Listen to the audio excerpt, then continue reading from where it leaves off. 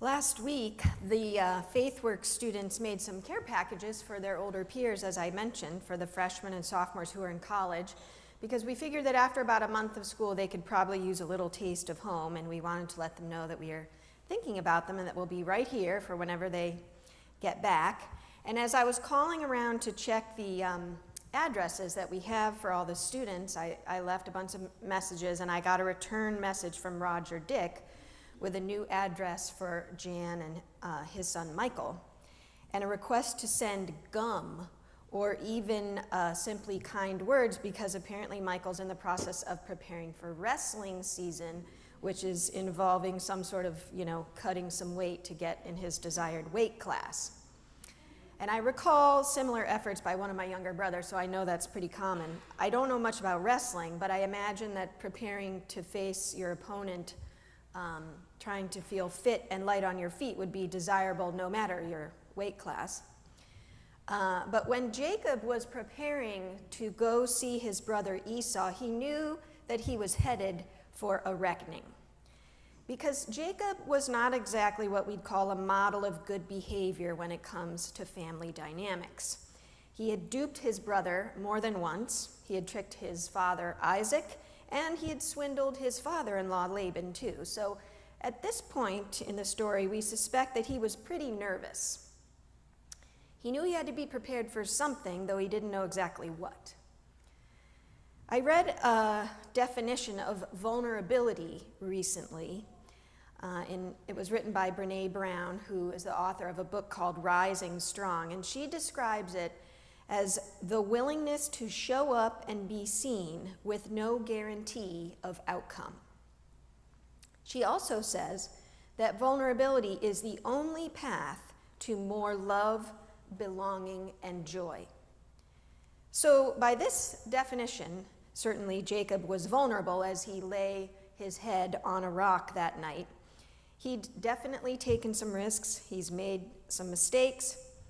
He treated his family poorly and perhaps not fully considered how those choices might affect him down the road. And though it seems that Jacob is a fair distance from reconciling with his brother Esau, I believe that this definition by Brene Brown of understanding the fruit of vulnerability as being love, belonging, and joy is true. Jacob had to risk being vulnerable in order to have any chance of being near his brother again. I read this book, Rising Strong, because this sermon is the first in a series that I've planned about resilience. And her studies about vulnerability, shame, and resilience are the basis of some of my reflections today. And I've chosen 3 biblical texts that I'll address over the next 3 sermons that focus on different aspects of this important quality, resilience, because I know we all struggle at one time or another with recovering from difficulties, or as Brown calls it, rising after a fall. No matter how tough or brave we are in the face of life's challenges, be they physical or emotional or relationship challenges, the hardest thing that we do is figure out how to rise after a fall. Jacob's story obviously is a long and complex one, just like ours. He had a rough relationship with his brother growing up. He used trickery and cunning and intellect and strength to create a life for himself and his family over many years. He even lied and cheated to get where he got. And I'm not suggesting that most of us resort to those tactics, but certainly we know what it is to make mistakes, to fail, or to be hurt. There's probably no more familiar arena in which we all experience that than in that web of relationships that we call family.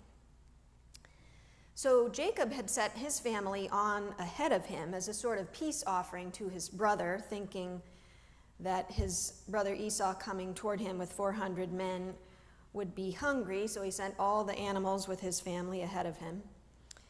Because, as I say, he was preparing for a reckoning. And Jacob was left before this time alone and in the dark. And that's where this unidentified being, this unidentified man in the story found him, and where they wrestled until dawn. Now, the title of this sermon is called Act 1, Wrestling, because it's the first step in confronting and dealing with whatever it is that causes us to find ourselves face down on the ground. Act 2, in November, will be about what it's like to live in the dark, to struggle with our own inner demons before we can get back up. And Act 3, on New Year's Day, will address how we create new paths once we're back to standing. Most of us certainly are familiar with disappointment, fear, anger, perhaps even despair. We're all doing our best to live and work and love with all the people in our lives. I don't think it would take long for you or me to think about a particularly difficult time, sometime when whatever happened to you left you vulnerable. Maybe you're there right now. Maybe there's someone in your life who's hurt you or someone who you've hurt. Maybe you made a mistake at work. Maybe you had an idea, invested a lot of time in it, maybe even some money, and it failed. Maybe you said something you wish you hadn't said to someone you love. Luckily for Jacob, and for us, and in the words of my favorite theologian, Frederick Buechner, God doesn't love people for who they are, but because of who God is. Let me say that again. God doesn't love people for who they are, but because of who God is. And that's the good news for all of us. We can see parts of our own story in Jacob's story. We can relate to his vulnerability because we've been there too. One of the best ways to rise after a fall is by listening to these kinds of stories and by telling our own. It helps to know that others have been through similar things before us. People who are willing to talk about and share how they got through failure or disappointment, how they took risks, or if they experienced regret, or even simply how they just kept showing up when they didn't know what would happen. These are the stories that help us when we're trying to figure out what comes next. Jacob fought hard in the dark. He couldn't see his opponent, but he could certainly feel him. This wasn't a fight with weapons. This was skin on skin, two people wrapped up in each other. We all know what that feels like, metaphorically speaking, when we're wrestling in the dark with thoughts of what if replaying through our heads. Things going over and over, wishing we could change what we did or planning what we might do if we had a second chance. We've certainly all awakened in the middle of the night, dreading one thing or another, sure that the worst would happen. Sometimes the next morning waking up and even struggling to remember why it was that we were so sure that failure was imminent. But there's something about the middle of the night in the dark that leaves us feeling low and unsure. Everybody faces fears in that kind of darkness. It's when we're most vulnerable. But Jacob kept fighting. He hung on till dawn was breaking, and as the sun prepared to rise, so did he, at least for that next day. Failing is painful. We sift and sort through the should-haves and could-haves. Shame and judgment loom large in many areas of our lives. We get messages as we grow up in our families or in school about what we should or shouldn't do. Shame keeps us down. It keeps us lying there, unable to move even sometimes, in deep, deep pain. But as Brene Brown writes in her book, if we're brave enough, often enough, we're going to fall. That's the physics of vulnerability. But if we allow ourselves to be vulnerable, if we show up, prepared to face whatever comes, if we fall while being brave, we will be changed, because courage changes us. This is her point in saying that the only path to more love, belonging, and joy is vulnerability. We find courage when we're willing to face the hard parts in us, the anger, the resentment, the grief, or the jealousy. We find courage when other people tell us that they've been there too. They made it, and so can we. Jacob's story of falling and wrestling and rising is just like ours. He showed up, flaws and all, not knowing what the outcome would be. The stories of your life and my life and the lives of all the people in this country and in Europe and Africa and the Middle East are really much the same. Hurt is hurt. And every time we honor our own struggle and the struggles of others by responding with empathy and compassion, the healing that results affects all of us. The author, Margaret Atwood, said the following about stories in her novel, Alias Grace. Maybe you read it. She said, "When you're in the middle of a story, it isn't a story at all, but only a confusion, a dark roaring, a blindness, a wreckage of shattered glass and splintered wood like a house in a whirlwind, or else a boat crushed by icebergs or swept over the rapids, and all aboard powerless to stop it. It's only afterwards that it becomes anything like a story at all, when you're telling it to yourself or to someone else." As Jacob was changing position, trying to gain the upper hand while he wrestled with this unknown being, he was grasping any way he could. He couldn't see around him. He couldn't tell if he was in the middle of this match or if it was nearing its end. He couldn't make sense of much there in the dark. It was all he could do to hold as tight as he could. He didn't even know it was God that he was wrestling with until the dawn broke. For all he knew, this unidentified person was his brother or his father-in-law. This wasn't a story until Jacob made it back to his family and his friends and told them about what happened to him. I saw the movie Antoine Fisher a couple of weeks ago. Denzel Washington plays in it. It's the true story of a man who showed remarkable resilience over the course of his life. This person, Antoine Fisher, was born in prison to a single mom.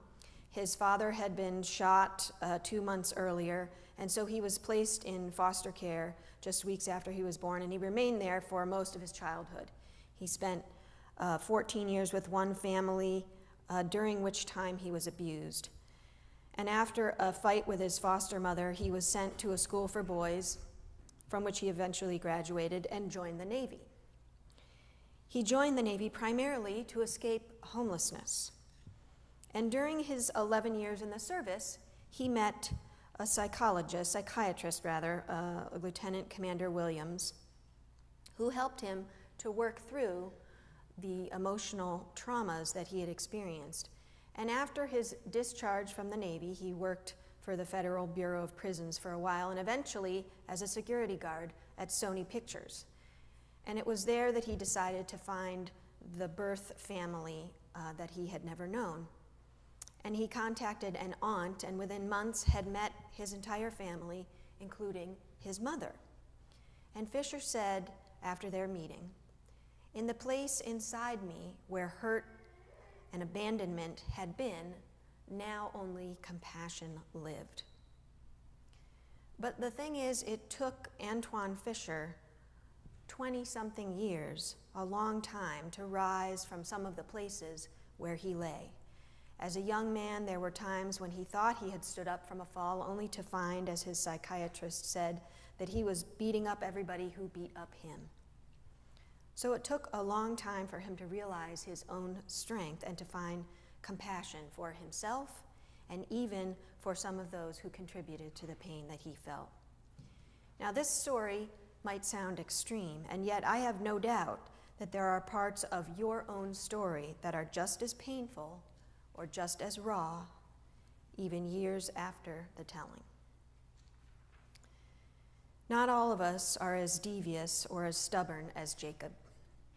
He excelled at making deals that worked to his benefit, for better or for worse. So it's not at all surprising that he refused to let go of the man without getting something in return from him. He said, "I will not let you go unless you bless me."